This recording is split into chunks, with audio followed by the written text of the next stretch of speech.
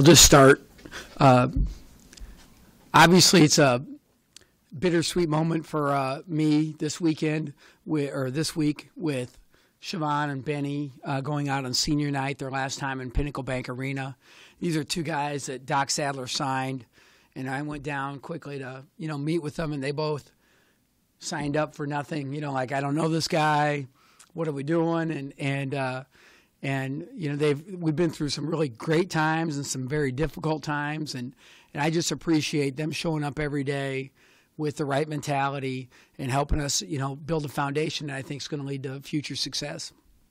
And so I'm honored to have coached them and really excited for them, but we're also going to miss them a great deal.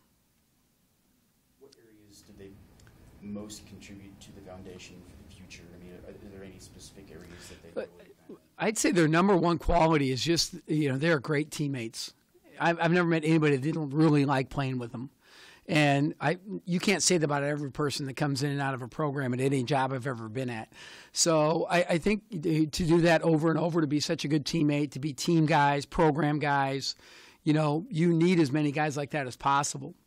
And for them to do it, wholeheartedly that first year when we played, 7-8 scholarship guys, all the way through to an NCAA tournament, to a bitterly disappointing year, to a year like this season that's how many close calls you get and don't come out on top. They just keep hanging in there, and every day they show up to go to work. When you first met Benny and got him here, did you think that he'd leave here having played every single game of his career? I didn't.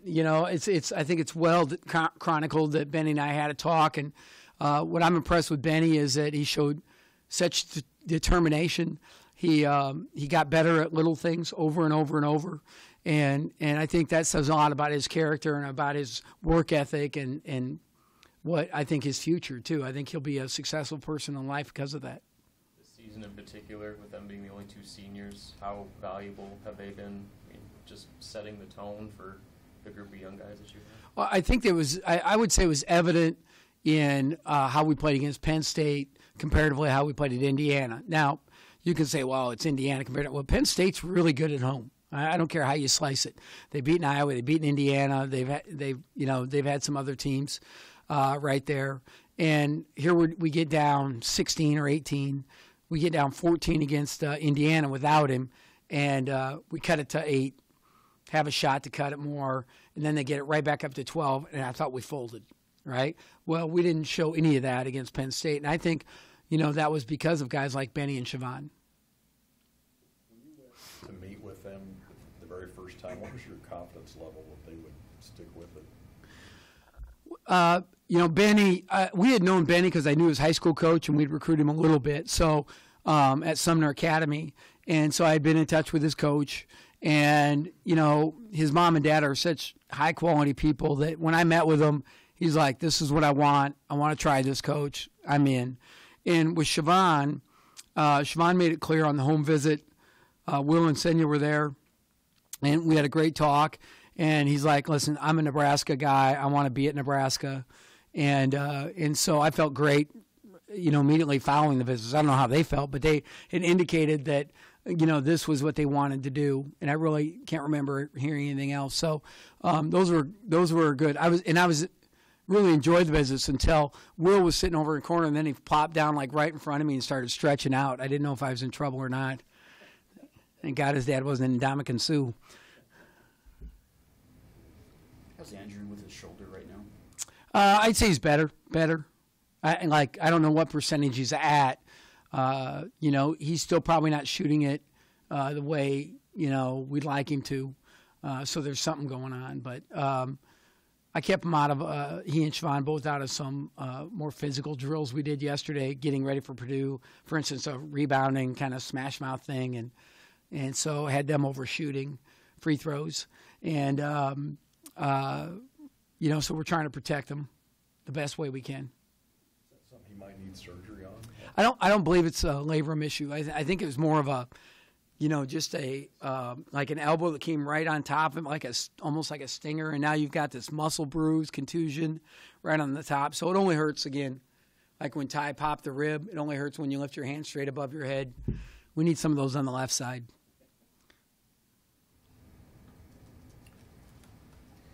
suppose Purdue will bring their tall guys tomorrow. I've heard they have tall guys. Yeah. Well, I think that, last time we were had finally settled on how we wanted to double the post, and we weren't great at it. And I think we'll be better at what we do this time. I think we've got a better idea of how we want to, play them. We mixed zone, press, man last time. I wouldn't be surprised if we do the same.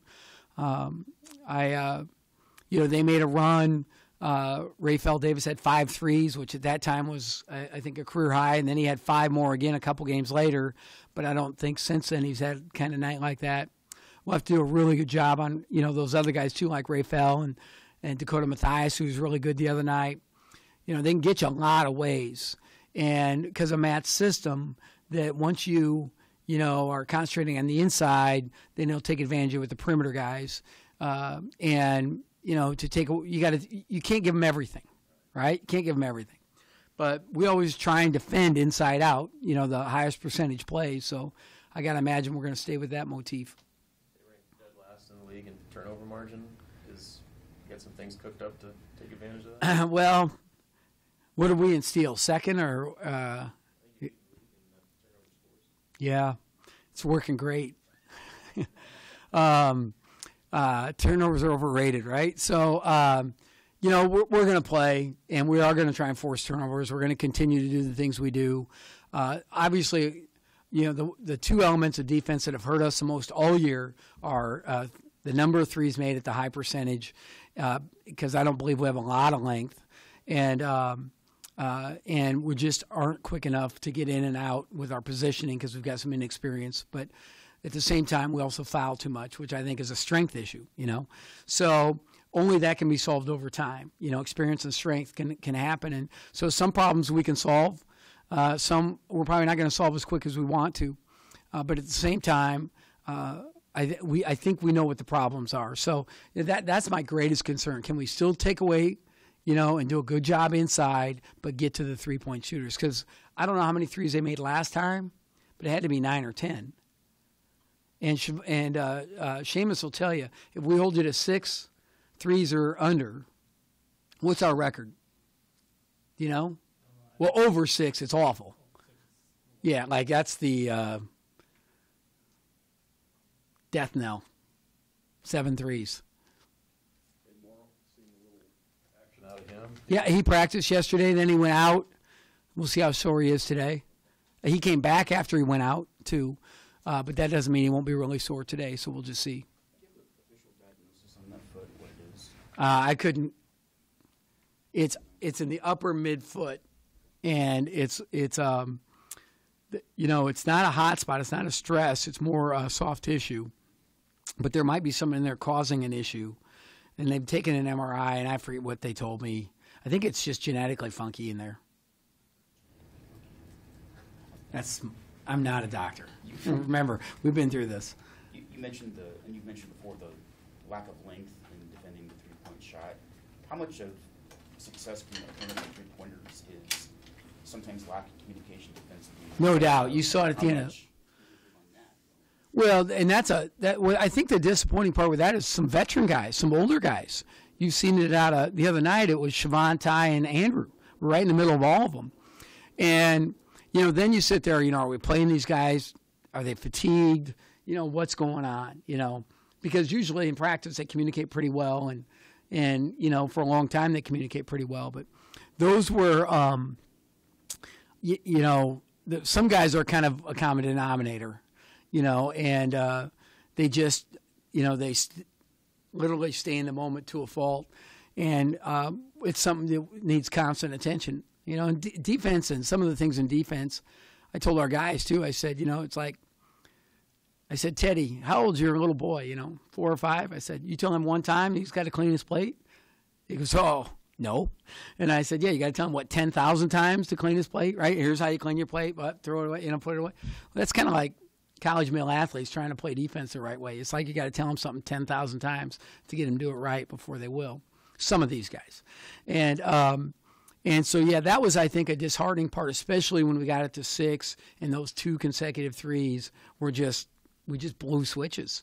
and that's not a hard play. But that's where I just wonder if fatigue was part of that. You know, Shavon was playing heavy load, and you know, could be a lot of things, but it was definitely communication. From your perspective, what kind of impact, not just out there on the court, but emotionally, did you feel like Shavon had returning?